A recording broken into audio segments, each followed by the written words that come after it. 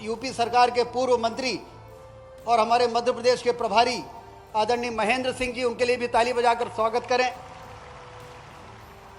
हमारे लोकप्रिय सांसद, जमीन से जुड़े हुए जुझारू नेता आदरणीय जनार्दन मिश्रा जी, भारतीय जनता पार्टी के जिलाध्यक्ष आदरणीय वीरेंद्र गुप्ता जी, गुड़ क्षेत्र के विधायक आदरणीय नागेंद्र सिंह जी, सिरमौर क्षेत्र के विधायक आदरणीय देवराज सिंह जी, मनगवा क्षेत्र के विधायक आदरणीय नरेंद्र प्रजापति जी, त्योथर के विधायक आदरणीय सिद्धार्थ तिवारी जी, जिला पंचायत के अध्यक्ष श्रीमती नीता कोल जी और सभी उपस्थित यहाँ पर जनता जनार्दन, आदरणीय अमित शाह जी का स्वागत करते हुए हम लोगों को बड़ी प्रसन्नता है।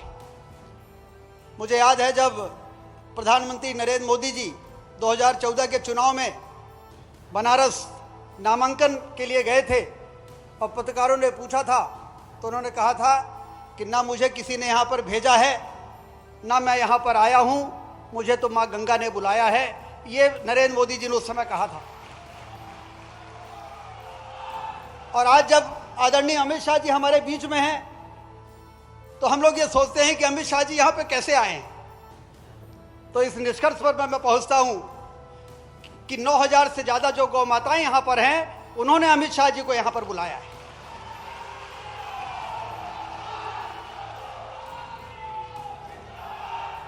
बेसहारा सड़कों में घूमती हुई गायें खेतों में जाएं, यदि गाय दूध देना बंद कर दे और खेतों में जाएं तो डंडा लेके लोग उनको भगाएं। जिसके शरीर में 33 करोड़ देवी देवताओं का वास होता हो, इस धरती में कोई ऐसा प्राणी नहीं है जिसके मलमूत्र को देख के लोग दूर नहीं भागते हो। अकेले गौमाता और गौवंश हैं जिनके मल और मूत्र की पूजा में जिसका उपयोग होता है। यदि इनके गोबर और गौमूत्र का उपयोग कर लिया जाए तो प्राकृतिक खेती में प्रधानमंत्री नरेंद्र मोदी जी कहते हैं कि हमारी ये विरासत है, हमारी संस्कृति है। पूरी खेती रासायनिक खादों से मत करो। यदि 50 एकड़ है तो 5 एकड़ में, 10 एकड़ की खेती है तो 1 एकड़ में, एक फसल में, एक मौसम में एक फसल।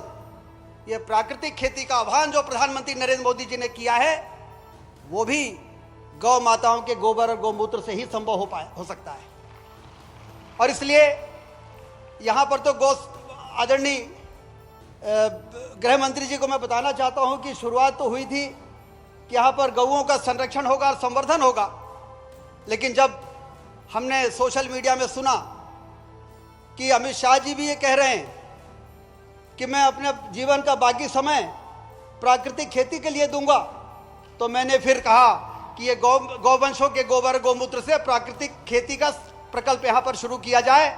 मास्टर ट्रेनर बुलाए जाएं, यहाँ के किसानों को ट्रेनिंग दी जाए, वो किसान भी मास्टर ट्रेनर बने और धीरे धीरे करके और इस क्षेत्र को प्राकृतिक खेती के मामले में हिंदुस्तान का नंबर 1 का जिला बनाने का काम हम लोग करें। तब जाके प्रधानमंत्री जी के आह्वान, क्योंकि समृद्धशाली भारत और शक्तिशाली भारत, आत्मनिर्भर तभी होगा जब स्वस्थ नागरिक होंगे, हमारी धरती माता स्वस्थ होगी। और इसके लिए रासायनिक खादें डाल के हम वहाँ पर जो सूक्ष्म जीव है उसको मार रहे हैं, लगातार मार रहे हैं। उनको जीवित करने की आवश्यकता, उनको बढ़ाने की आवश्यकता है। इसके लिए घन जीवामृत, जीवामृत, इस प्रकार के बीज अमृत, इस प्रकार की चीज़ों का उपयोग कैसे हो सकता है। यहाँ पर उपस्थित हजारों की संख्या में जो किसान हैं, उनको आह्वान करने के लिए आदरणीय अमित शाह जी से बेहतर व्यक्ति कोई नहीं हो सकता था। और इसलिए आज आप यहाँ पर पधारे हैं, आपका स्वागत करते हुए हम लोगों को बहुत प्रसन्नता है। और आप ये मानिए कि आपका यहाँ पर आना, प्राकृतिक खेती और गौ सेवा और गौ संरक्षण, ये तमाम जो ये काम एक दूसरे से जुड़े हुए हैं, इसको एक नई ताकत मिलेगी, ये एक नई गति मिलेगी। हमारे किसान, जब से आपके आने की सूचना हुई है, लोगों में गौ संरक्षण क्या है, संवर्धन क्या है, उसका क्या महत्व है और प्राकृतिक खेती का क्या महत्व है, आने वाली पीढ़ी किस तरीके से। आज हम लोग, मैं स्वास्थ्य मंत्री हूँ, अब जब स्वास्थ्य का परीक्षण होता है तो blood pressure, diabetes, fatty liver, इस प्रकार की जो बीमारियां फैलती जा रही हैं, उसको यदि रोकना है तो हमें किसी भी कीमत पर प्राकृतिक खेती को अपनाना पड़ेगा और उसको एक जन आंदोलन बनाना पड़ेगा। तब जाके हम आने वाले समय में जो समृद्धशाली और विकसित और आत्मनिर्भर भारत 2047 में प्रधानमंत्री नरेंद्र मोदी जी बनाना चाहते हैं, उसको लंबे समय तक कायम करेंगे और भारत विश्व गुरु के स्थान पर पहुंचकर दुनिया का नेतृत्व करेगा। एक बार फिर से आपका अभिनंदन करते हुए, क्योंकि आपने देश के उलझे हुए मामले प्रधानमंत्री नरेंद्र मोदी जी के नेतृत्व में जो देश को दीमक की तरह खोखला कर रहे थे, आतंकवाद और नक्सलवाद हमारे देश को दीमक की तरह खोखला कर रहा था, वो तमाम तरह की जो मुद्दे हैं, जो अभी आपने लोकसभा में बोला है कि कौन से ऐसे मुद्दे हैं जिसका विरोध किया गया और जिन मुद्दों का विरोध किया गया उसके कारण क्या दुर्गति हुई है, वो सारे मुद्दे को यदि मजबूती के साथ, यदि प्रबल इच्छा शक्ति आपकी नहीं होती, ये लौह पुरुष जैसा यदि आपका कार्यशैली नहीं होती, तो शायद इन उलझे हुए मामलों को सुलझाना आसान नहीं होता। इसलिए आज आपको अपने बीच पर पाकर हम लोग बहुत ही उल्लास से भरे हुए हैं। एक बार फिर से आपका स्वागत, आपका वंदन, आपका अभिनंदन करते हुए हम लोगों को बहुत ही प्रसन्नता हो रही है। बहुत बहुत धन्यवाद। बोलिए भारत माता की। धन्यवाद।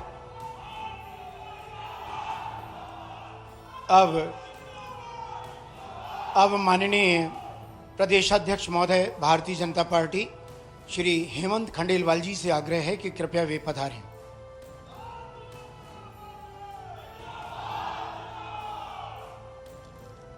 आज रीवा में सहकारिता और कृषक सम्मेलन के इस कार्यक्रम में उपस्थित हम सब के आदरणीय हमारे लोकप्रिय गृह मंत्री आदरणीय अमित शाह जी, हमारे लोकप्रिय मुख्यमंत्री मोहन यादव जी, आपके बिंद के लोकप्रिय हमारे उप मुख्यमंत्री राजेंद्र शुक्ल जी, प्रभारी मंत्री हमारे प्रहलाद पटेल जी, हमारे प्रभारी महेंद्र सिंह जी सहित हमारे सभी सांसद, विधायक और जनप्रतिनिधि, आज भाई और बहनों, ये बड़े सौभाग्य की बात है कि आज का दिन यहाँ सहकारिता और कृषक सम्मेलन हमारे कवि हृदय और राष्ट्र नायक अटल जी की जन्म जयंती पे हो रहा है। विंध्य की ये पावन धरा, यह विशाल कार्यक्रम जिसमें हमारे यशस्वी गृह मंत्री आज आए हैं, यह विंध्य की पावन धरती अटल जी की विचारधारा, राजभक्ति और सुशासन की साक्षी रही। यहाँ की माटी में आज भी उनके विचारों की गंध है और शब्दों की ऊर्जा और उनके सपनों की चेतना विद्यमान है। मैं आदरणीय मोहन यादव जी और को इस बात के लिए धन्यवाद देना चाहूंगा कि नरेंद्र मोदी जी के सानिध्य में सरकार की कृषि को लाभ और पर्यावरण के अनुकूल बनाने के लिए आप कई नवाचार कर रहे हैं। अमित शाह जी द्वारा प्राकृतिक खेती और प्रकल्प का उद्घाटन एक ऐसा ही प्रयास है जो किसानों को नई दिशा और नई सोच और नई संभावना की तरफ ले जाएगा। प्राकृतिक खेती को बढ़ावा देने के लिए केंद्र सरकार राष्ट्रीय प्राकृतिक खेती मिशन चला रहा है, जो हमारे सहकारिता मंत्री और गृह मंत्री आदरणीय अमित शाह जी के नेतृत्व में चल रहा है। आइए हम सब मिलके उस प्राकृतिक खेती को आगे बढ़ाएं जिसकी कल्पना हमारे देश के प्रधानमंत्री मोदी जी करते हैं। आने वाले समय में किसान भी समृद्ध हो, हम भी स्वस्थ रहे और अटल जी के सपनों को हम साकार करें। और इसलिए आज हमारे सबके प्रिय अमित शाह जी हमारे बीच में हैं। मध्य प्रदेश भारतीय जनता पार्टी का अध्यक्ष होने के नाते मध्य प्रदेश में इस पावन प्रकल्प के लिए आपके यहाँ आने का आपका धन्यवाद करता हूँ। उप मुख्यमंत्री राजेंद्र शुक्ल जी सहित पूरी टीम को इस सुंदर प्रकल्प के लिए बधाई देता हूँ और उम्मीद करता हूँ कि यह अलग प्रदेश के पूरे हिस्से में जाएगी। मैं अपनी बात समाप्त करने की इजाजत चाहूंगा। धन्यवाद। अब विनम्र आग्रह स्वीकार करें मध्य प्रदेश के मुख्यमंत्री माननीय डॉक्टर मोहन यादव जी।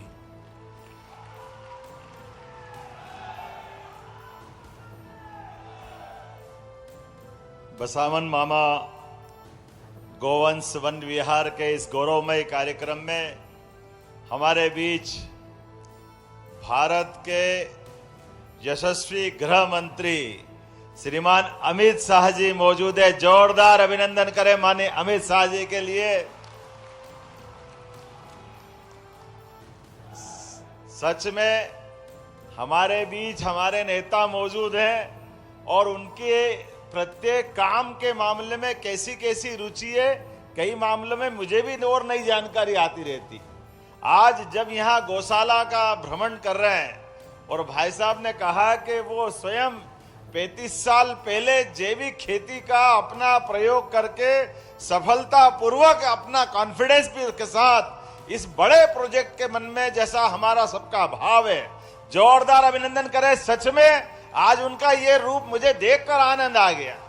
माननीय उप मुख्यमंत्री राजेंद्र शुक्ला जी जिनके प्रयास से ये शासकीय गौशाला प्रारंभ हुई, ये नया प्रकल्प प्रारंभ हुआ। इस अवसर पर माननीय हमारे प्रदेश के अध्यक्ष श्रीमान हेमंत खंडेलवाल जी हमारे बीच। हेमंत जी भी लगातार ऐसे गौशाला और बहुत सारे काम जैविक खेती के करते हैं। उनका भी विविध रूप है, बहुरंगी, उनकी अपनी उनके व्यवस्थाओं के आधार पर स्कूल का, गौशालाओं का, दूध उत्पादन का, फूड पार्क का, एग्रीकल्चर सेक्टर में काफी रुचि रखते हैं हेमंत जी। माननीय डॉक्टर महेंद्र सिंह जी हमारे प्रभारी और सारे जनप्रतिनिधि जोरदार अभिनंदन कर दे। समय की कमी है, मैं ज्यादा न बोलते हुए माननीय गृह मंत्री जी को बुलाऊंगा। उसके पहले 2-3 मिनट में अपनी बात खत्म करूंगा। हमारा सबका माननीय प्रधानमंत्री श्रीमान नरेंद्र मोदी जी का जोरदार अभिनंदन करें, जिनके आशीर्वाद के बाद हमारे अपने सरकार के गठन के साथ हमारे माननीय गृह मंत्री जी, माननीय प्रधानमंत्री जी लगातार नवाचार को, अच्छे कामों को प्रोत्साहन दे रहे हैं। और खासकर ये बताना चाहूंगा, हमारे प्रदेश के अंदर किसानों की आय बढ़ाने के लिए, दूध का उत्पादन बढ़ाने के लिए भी बनासकांठा से नेशनल डेयरी डेवलपमेंट बोर्ड और आप सहकारिता मंत्री भी हैं, इस नाते से किसानों की आय खेती की फसल से तो बढ़ना ही चाहिए, लेकिन दूध उत्पादन भी बढ़े और दूध उत्पादन के आधार पर घर घर व्यक्ति के जीवन में सुख समृद्धि आए।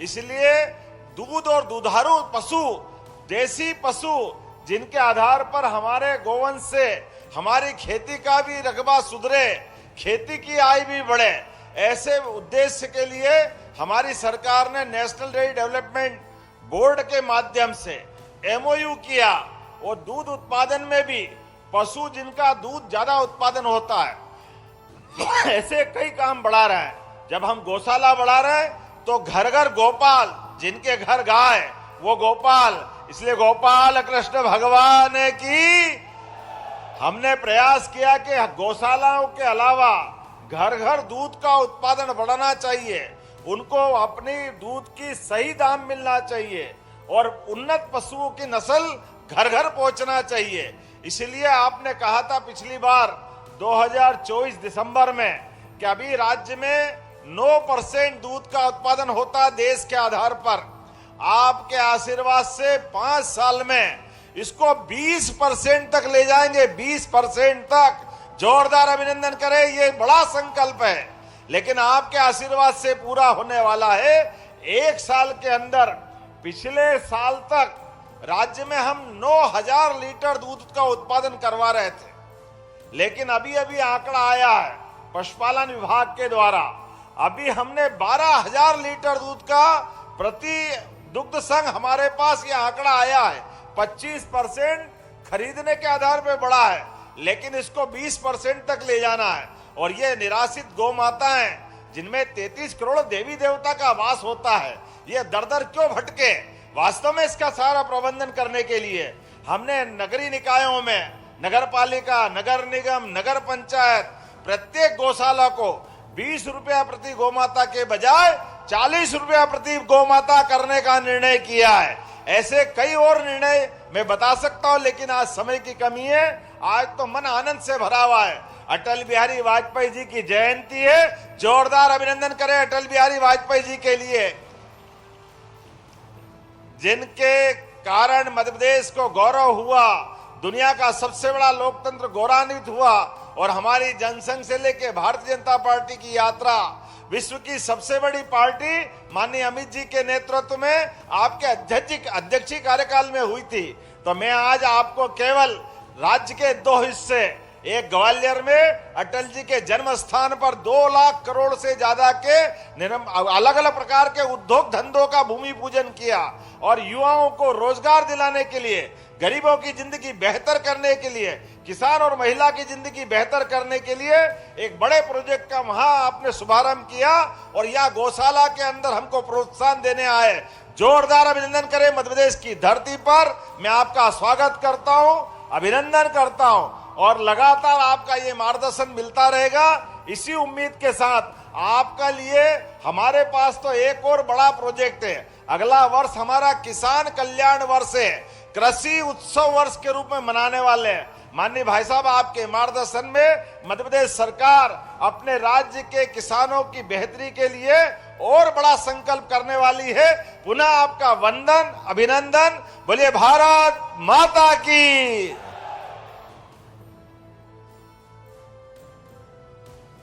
धन्यवाद।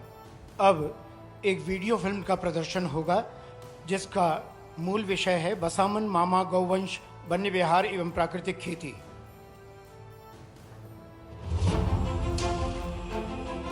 आगावो अग्मना उत भद्रम अक्रम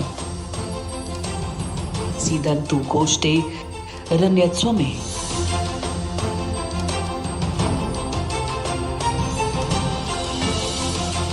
हे गौ माताओं, आप सुखपूर्वक गौशालाओं में निवास करें और अपने अस्तित्व से हमारे समाज, हमारी कृषि और हमारे जीवन को समृद्धि प्रदान करें।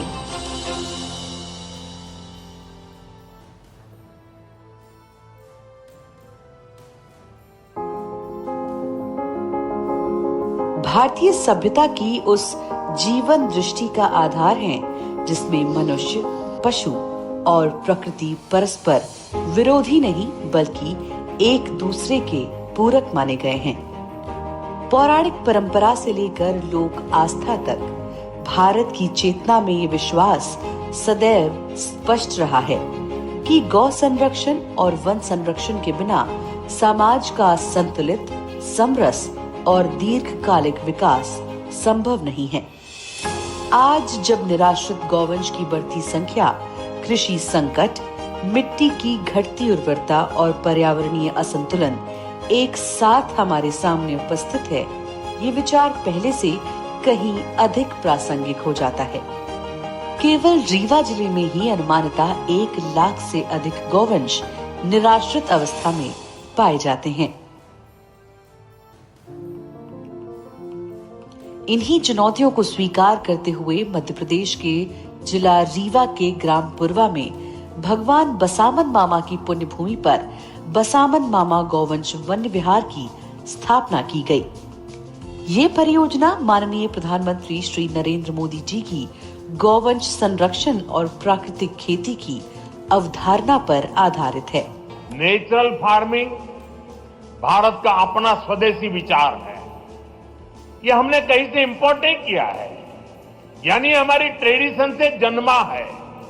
हमारे पूर्वजों ने तपस्या करके इसको तैयार किया है और ये हमारे पर्यावरण के अनुकूल है। और माननीय गृह मंत्री श्री अमित शाह जी द्वारा प्रतिपादित आत्मनिर्भर भारत और प्राकृतिक खेती की सोच को व्यवहारिक धरातल पर साकार करती है। मैंने तो तय किया है मेरे बाकी का जीवन वेद, उपनिषद और प्राकृतिक खेती के लिए खर्च करूं। ये प्राकृतिक खेती ये इस प्रकार का एक वैज्ञानिक प्रयोग है जो कई प्रकार के फायदे। माननीय मुख्यमंत्री डॉक्टर मोहन यादव जी के नेतृत्व में मध्य प्रदेश शासन की स्पष्ट गौ संवर्धन नीति, दृढ़ प्रशासनिक इच्छा शक्ति, हमने एक योजना बनाई कि एक 5000 से बड़ी गौशालाएं जो चलाएंगे उनके लिए भी प्रति गौमाता 40 रुपया और 125 एकड़ जमीन तक भी हम निःशुल्क देंगे ताकि बड़ी गौशाला भी बहुत आराम से चले और गौशालाओं के माध्यम से दूध उत्पादन भी करो, गोमूत्र भी, और गोमूत्र के बहुत सारे अर्क से लेकर बहुत सारी चीजें बनती है। और माननीय उप मुख्यमंत्री श्री राजेंद्र शुक्ला जी के अटूट संकल्प एवं जन भागीदारी के माध्यम से आज ये गौवंश वन्य विहार साकार रूप में हमारे सामने खड़ा है। बसामन मामा गौवंश वन विहार इस समस्या को ध्यान में रख के बनाई गई। सड़कों में बैठी हुई गौ माताएं दुर्घटना का शिकार होती हैं। ये परिस्थितियां बहुत ही चिंताजनक थी। ये एक बड़ी समस्या थी। ये वेद, पुराण, उपनिषद हर जगह गौ माता के महिमा का बखान किया गया है। कोई भी संत और महात्मा जब अपना प्रवचन करते हैं तो गौ माता की महिमा का बखान करते हैं।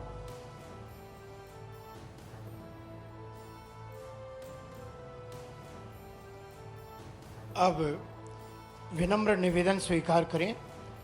हमारे आज के कार्यक्रम के मुख्य अतिथि माननीय अमित शाह जी से हमारा विनम्र आग्रह है कि वे दो ऐसे प्रगतिशील कृषकों को जिन्होंने प्राकृतिक तरीके से खेती कर कुछ नए अध्याय जुड़े हैं, श्री विवेक सिंह भदौरिया, पिता श्री राज ललन सिंह, दुबहा सिरमौर, कृषि विकास एवं किसान कल्याण विभाग रीवा, जिनका रकबा 2 एकड़, प्राकृतिक फसल गेहूं एवं सब्जी उत्पादन, संकल्प पत्र माननीय गृह मंत्री महोदय के हाथों से जोरदार तालियां बजाकर अभिनंदन करें। और अब श्री भूपेंद्र सिंह, ग्राम खारा, धनवरिया, प्राकृतिक खेती में आपने महत्वपूर्ण योगदान देने का संकल्प लिया है। ये संकल्प पत्र माननीय गृह मंत्री महोदय के कर कमलों से उनके हाथों तक। धन्यवाद। और अब वो समय आ गया है जब हम अपने उस व्यक्तित्व को सुनने के लिए तैयार हो जाएं। जोरदार तालियों के साथ अभिनंदन करें आदरणीय श्री अमित शाह जी का।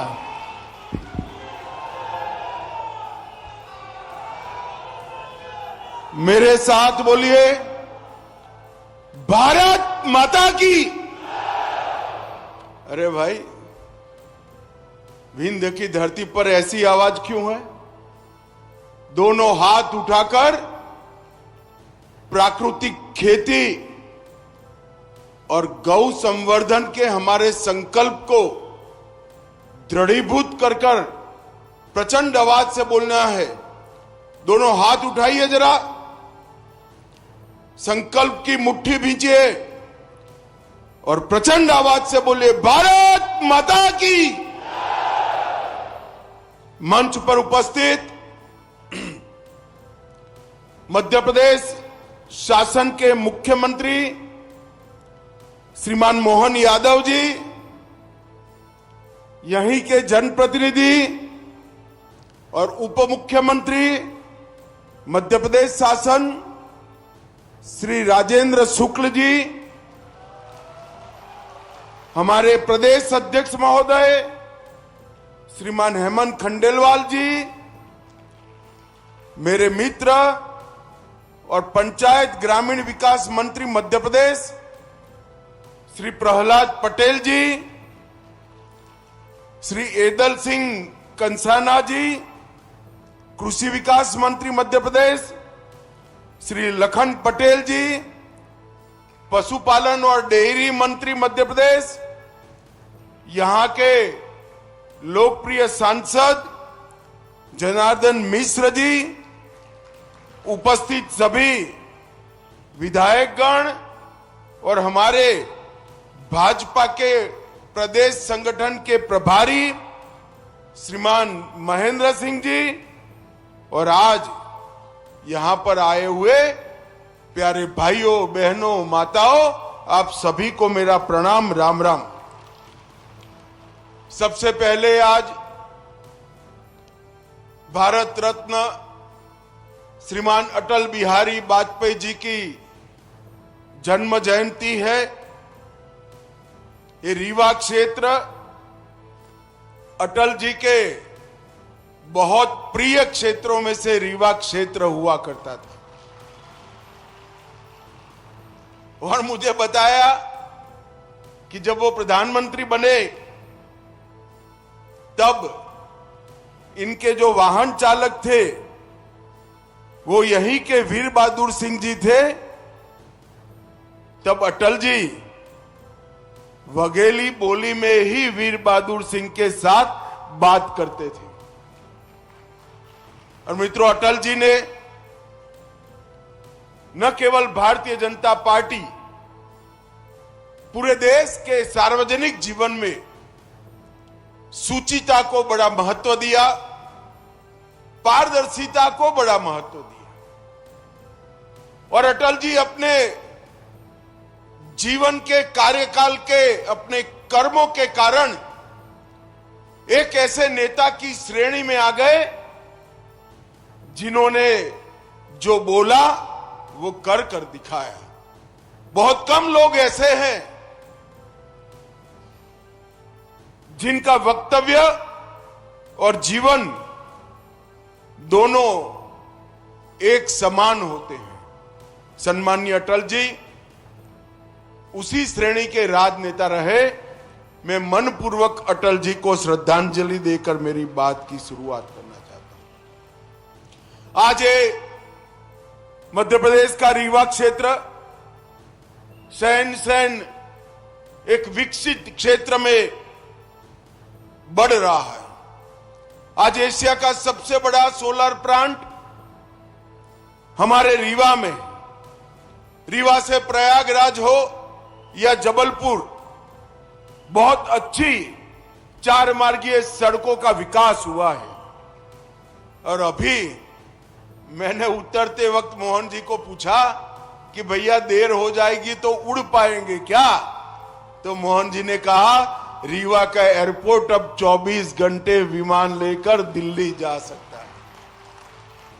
अनेक चीजें हैं जो बताने लायक है, मगर सवाल समय हमें परमिट नहीं करता है। मित्रों, आज मुझे उप मुख्यमंत्री साहब मिलने आए थे। उन्होंने कहा था हमारे रीवा में बसामन मामा गौवंश विहार बन रहा है, एक देखने जैसा प्रकल्प है। मैंने उनको बताया था कि मैं जब भी मध्य प्रदेश आऊंगा जरूर रीवा आकर बसावन मामा गौवंश प्रोजेक्ट को देखूंगा। और आज मैं जाकर देख कर आया,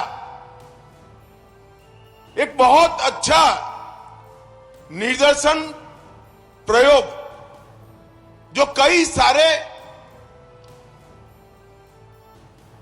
किसान का काम करने वाले, गौ पालन का काम करने वाले हमारे अच्छे किसान हैं, उनको आगे मार्गदर्शन कर सकता है।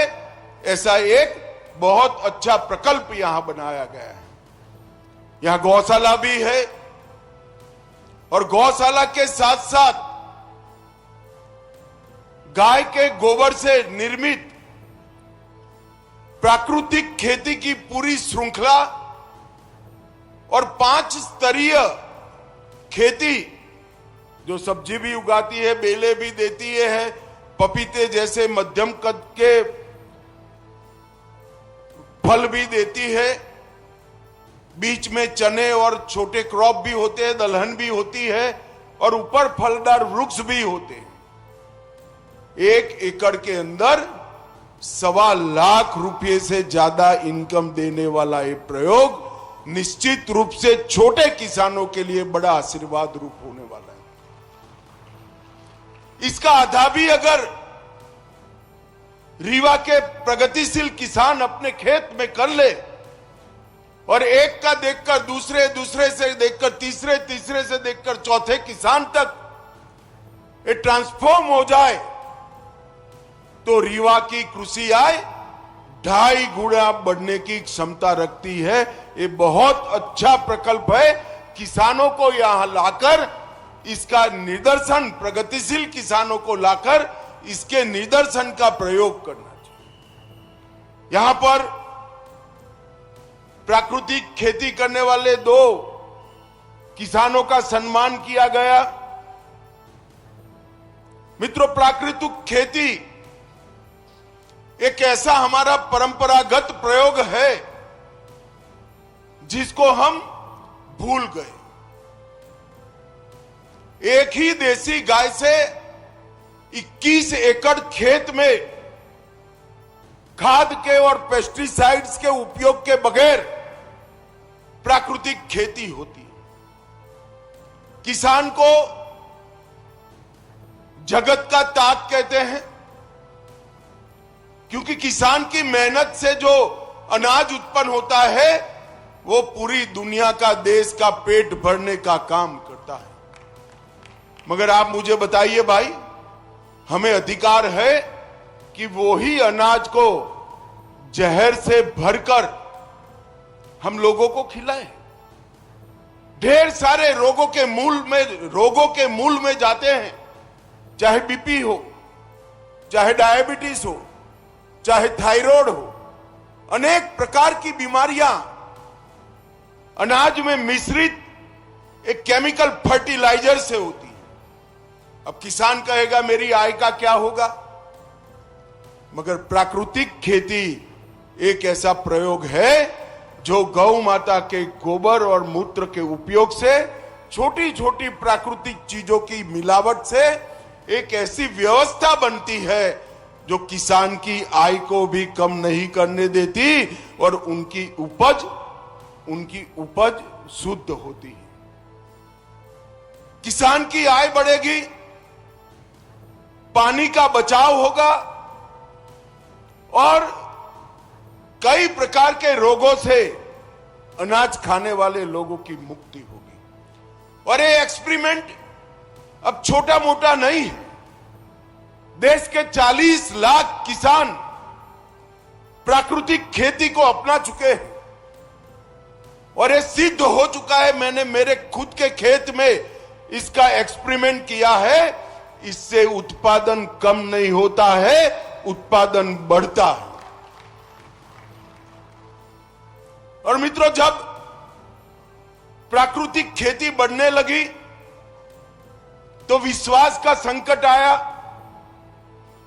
कि प्राकृतिक खेती का सर्टिफिकेशन कौन सा, ये प्राकृतिक अनाज, ऑर्गेनिक अनाज, इसका सर्टिफिकेशन कौन करेगा। नरेंद्र मोदी जी ने सहकारिता मंत्रालय के माध्यम से 2 बड़ी कोऑपरेटिव इसका काम कर रही है, जो प्राकृतिक खेती की उपज का सर्टिफिकेशन लेबोरेटरी में, विश्व के सबसे आधुनिक लेबोरेटरी में इसका परीक्षण, इसका पैकेजिंग, इसका मार्केटिंग और इसका एक्सपोर्ट करने की व्यवस्था की है। और आने वाले दिनों में देश भर में 400 से ज्यादा प्रयोगशालाएं किसान को सर्टिफिकेट देगी कि इसका खेत भी प्राकृतिक है और इसकी उपज भी प्राकृतिक है, जो किसान की आय को लगभग 1.5 गुना बढ़ाए। दुनिया भर में बहुत बड़ा बाजार है प्राकृतिक खेती का। पूरी दुनिया मान चुकी है कि ऑर्गेनिक अनाज खाने से, ऑर्गेनिक खाना खाने से स्वास्थ्य अच्छा रहता है। और दुनिया के बाजार में हमारे किसान का ऑर्गेनिक प्रोडक्ट अच्छे से पहुंच पाए, इसके लिए सर्टिफिकेशन चाहिए, साइंटिफिक टेस्टिंग चाहिए, पैकेजिंग आकर्षक चाहिए और मार्केटिंग की व्यवस्था चाहिए। तो भूमि परीक्षण से सर्टिफिकेशन देना, उपज का लेबोरेटरी में टेस्ट करके सत्यापन करना और आकर्षक पैकेजिंग और मार्केटिंग और एक्सपोर्ट के माध्यम से किसान की आय बढ़ाने के लिए हम आगे बढ़ रहे हैं। ऐसे छोटे छोटे लाखों निदर्शन फार्म इस मुहिम को आगे बढ़ाते हैं।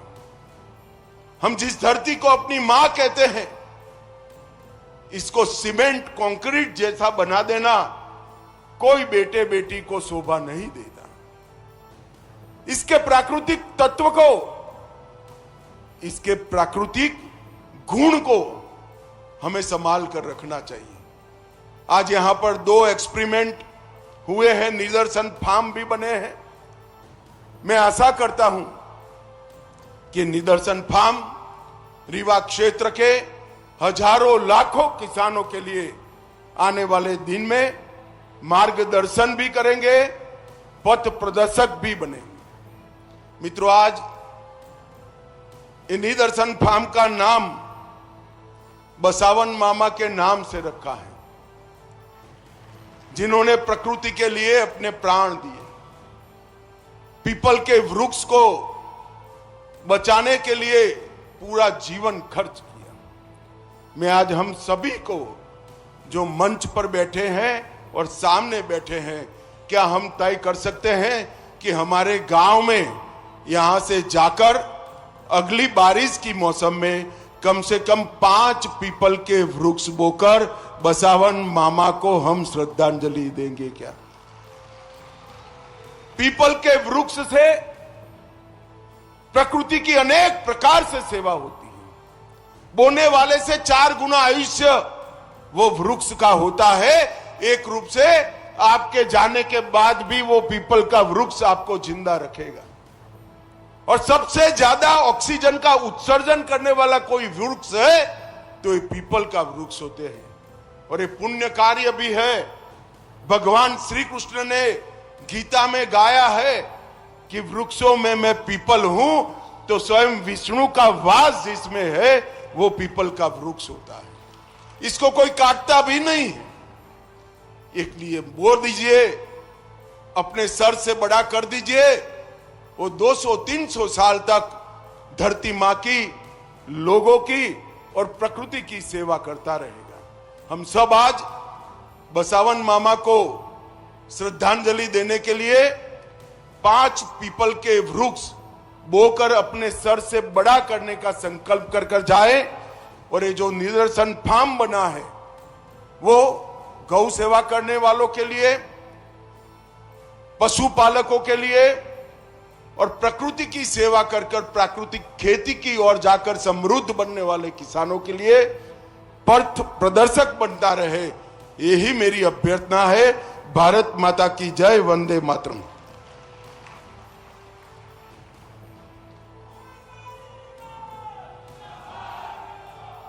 बहुत बहुत धन्यवाद माननीय गृह मंत्री महोदय। कार्यक्रम में हम हमारे समस्त अतिथि और अब यहाँ से प्रस्थान करेंगे। उसके पूर्व हम उनके प्रति कृतज्ञ भाव ज्ञापित करते हैं कि उन्होंने अपना बहुत बहुमूल्य समय हमारे बीच देकर हम सभी को कृतार्थ किया। धन्यवाद। जय हिंद।